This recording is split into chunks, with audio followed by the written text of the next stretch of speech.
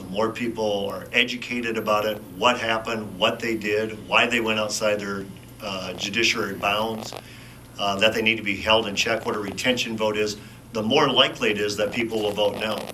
So I think the pollster who actually did the poll, who was quoted in the Des Moines Register, she said, you know, by looking at the poll numbers, it's hard to read a lot into it, but if she was reading it right, she would say at least one, if not more, judges would be removed from the bench of the Supreme Court, which is our ultimate goal. Why would people select one over another if they all voted the same? Why would people I don't understand that at all. I don't understand that either, Jan. Matter of fact, I always said we're going to keep this campaign very simple.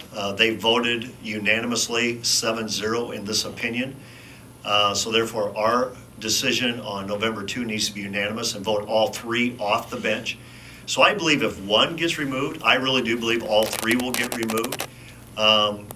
I think people have to go out of their way in order to not retain. They can't address this by voting straight on their party ticket. They have to turn the ballot over and decide to do something. A lot of people, when it comes to judicial retention, don't do anything because I don't know, man. So and why would they? Most people have no clue who's in office, who's in those under those black robes, and unless they're involved as a political junkie in some way, they never know what a judge is doing in their name or not until this election cycle. The judiciary made itself known by intervening in state politics, and the whole idea of the Missouri plan, the way we have, quote, merit selection of judges is now, I don't know if it's common knowledge, but at least people are beginning to question why we do the way we do here in Iowa.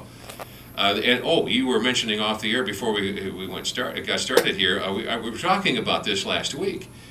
The plan that we have here in Iowa is called the Missouri Plan, and the so-called merit selection process is so appreciated worldwide now that George Soros, wonderful human being that he is, has decided to donate $45 million of his own money to expand the Missouri Plan outside of Iowa, because he understands what you and I have come to understand, that the system here has been captured by political activists.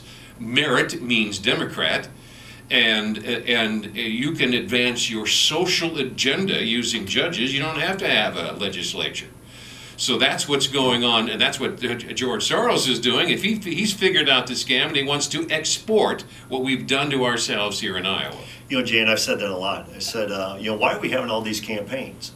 If we're going to let a Supreme Court make law and execute law and amend the Constitution with no accountability, no check and balance, why do we need a legislature? Why do we need a governor? We don't need those. Let's just have a Supreme Court.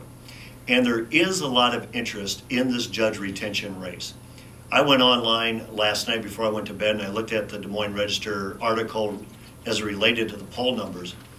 477 people commented on that story. The most I've ever seen on one particular story. 477 people commented. It is generating a lot of interest, not only in Iowa, but across the country, because we believe if we hold a court in check here, we'll send a message across the country to hold a court in check. Activists are activated.